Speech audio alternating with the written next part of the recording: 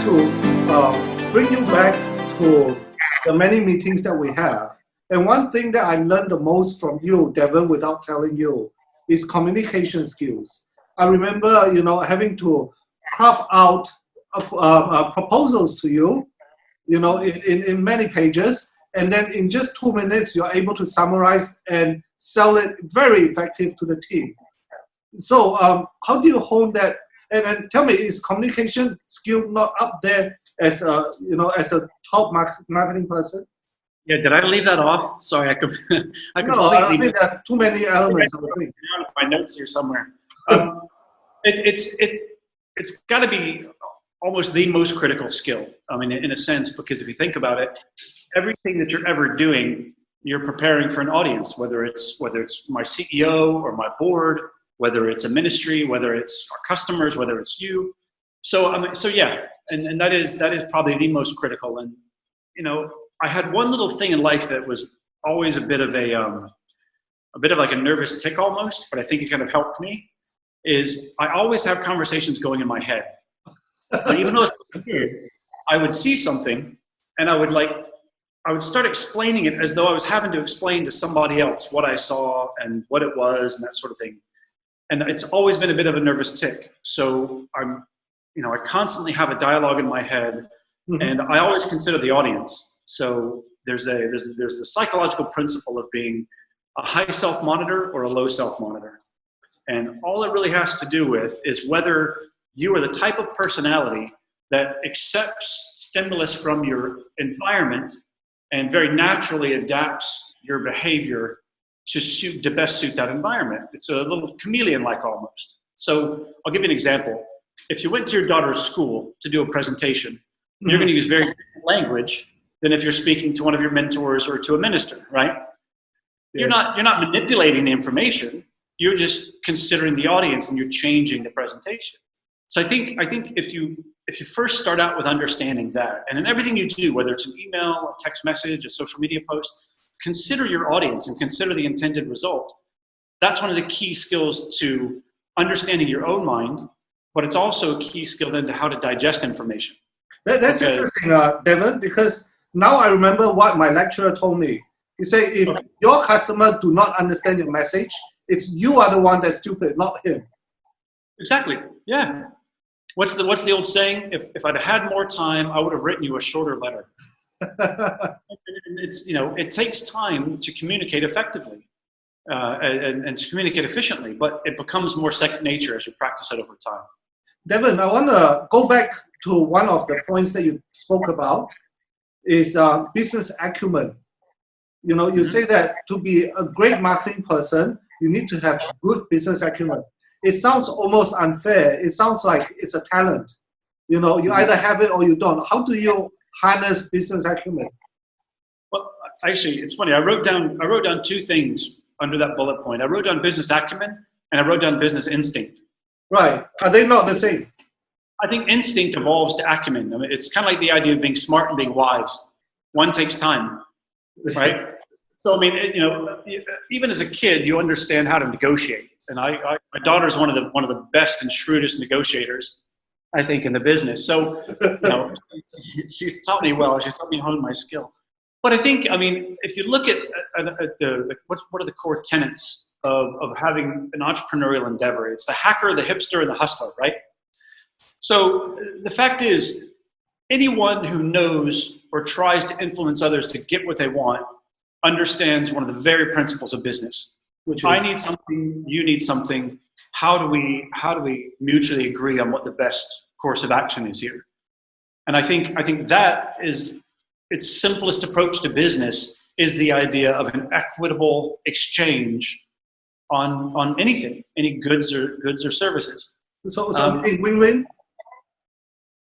So over time, everything else becomes negotiation.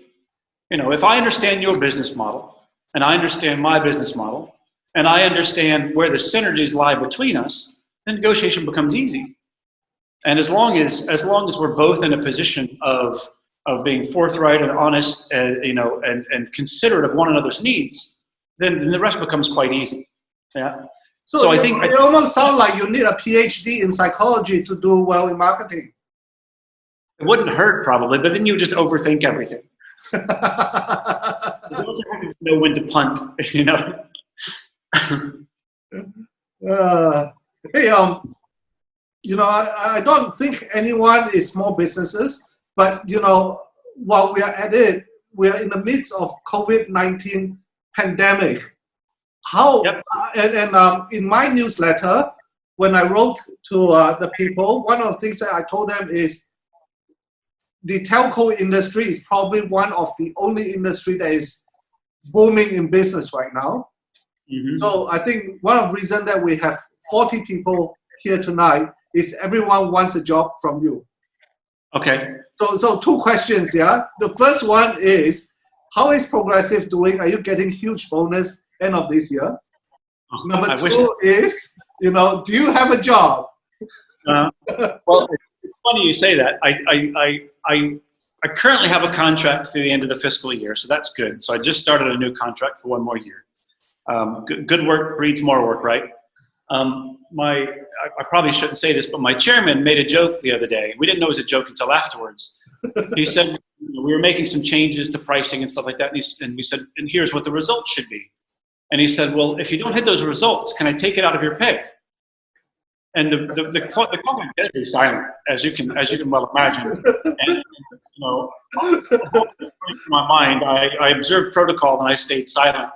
But I mean, you know, telcos globally are doing well. I mean, let's be honest. People are sitting at home and they're on the internet, and kids are, you know, I have 3 children. They're on 3 separate devices. My wife's on a 4th. You know, domestic helpers are on the internet as well. By all general rules, the telcos should be doing pretty good. Yes. Now, at the same time, you know, telcos are considered the new utility. They're a basic fundamental need like water, electricity, food, shelter. So we also come under a lot of pressure to help out. And we've worked with the Ministry of Education to do a lot of discounts for students who are not able to afford access to the internet from home. Mm-hmm. So there is a bit of that kind of corporate social responsibility extension into this, and that's something we've been helping out with. But we also did just go through a major telco restructure in Brunei. So we had literally relaunched the 3 telcos and launched UNN only a few weeks prior to COVID-19.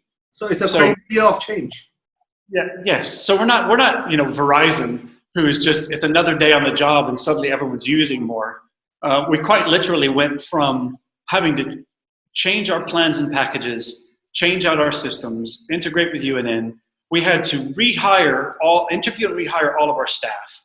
You know, so I can't wait for the interview question because I had to do 80+ interviews. So, and we just launched when suddenly half your staff is working from home. The demand for internet's gone through the roof. Yes. A lot of things we've just launched have barely been tested, you know, to get them to market. So yes, by and large, things are going relatively well as far as revenue coming in and people demanding our product.